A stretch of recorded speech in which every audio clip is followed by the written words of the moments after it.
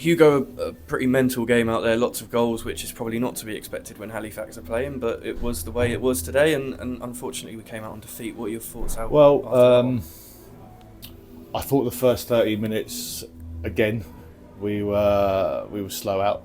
Yeah. You know, we didn't get off to a good start. We were probably a little bit too deep, and they got players in their front four that can hurt you.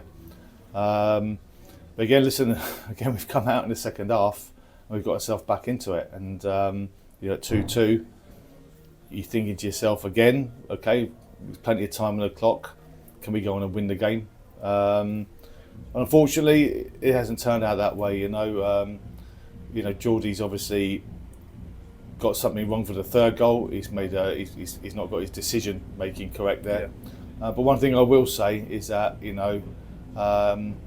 when you're in goal and you make a mistake like that, it does get magnified. Yep. The lad's absolutely devastated because he thinks that he's let his teammates down and he's given away a soft goal, and it's just sort of changed the game a little bit, and you're back chasing something when you fought so hard to get back into it. But yeah, look, it's the life of the goalkeeper. Yeah, it is. Even in the Premier League, when these top keepers at the very top of the game, they make errors, it gets magnified because of their position, and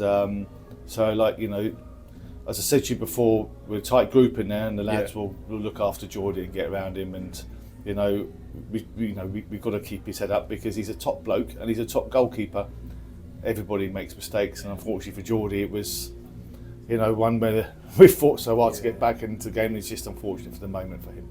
Looking at the two games this week, they're two games you've already kind of touched on it, where we've had really good spells, we've scored some good goals, but unfortunately we've got 0 points. It's going to be frustrating, isn't it? Well, massively, because the players have run themselves into the ground again today, and they understand that, particularly when you represent this football club at 3 o'clock on a Saturday, at the EBB.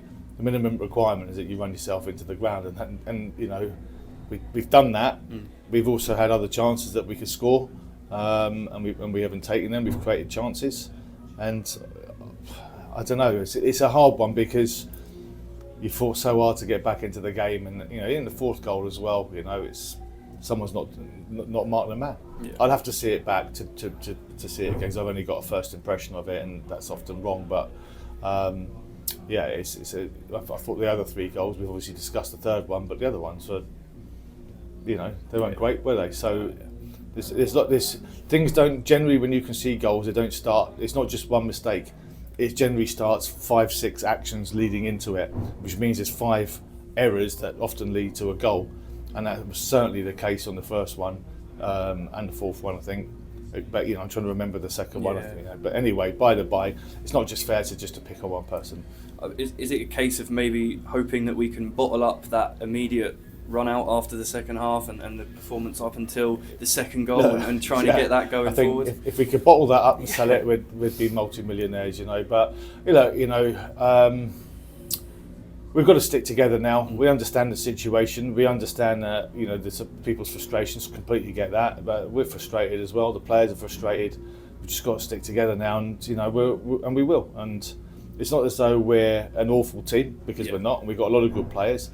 And if you look at the way we start the second half, the actual goal itself, that's something that we work on all the time. It's just a great goal. It's a typical Aldershot goal, that is, and there's something and that goes back to the beginning of pre-season, So that aspect of it was pleasing. I thought there were some really good performances today, by the way. I thought Dejan, once he grew into the game, was very, very good. Ashley Akpan's had a good game. Ryan Jones has had a good game. The lads up top, they're trying to chase, they're trying to get in behind, they're trying to harass the back line. And I was pleased that Jack Barham got a goal, because he's worked really, really hard today again, and it was nice to see him get a reward for his effort. There's going to be disappointment and frustrations after today, isn't there? But there are clear signs out there, aren't there? That there are positive times ahead. The thing is, though, we're close to being good. Yeah. We just got to keep working hard, and we're even harder now on just how we defend. Yeah. And it's not something that we take lightly. We work on stuff a lot, but at the end of the day, as I said, it's often players are the ones that have to make decisions. Sometimes they make great ones, sometimes they make bad ones, and that's not just us here today. That's just football in general. People make good decisions, make bad decisions, or they execute good or bad decisions. and when you make or execute bad decisions, you get punished, particularly when you're playing against good teams with good players.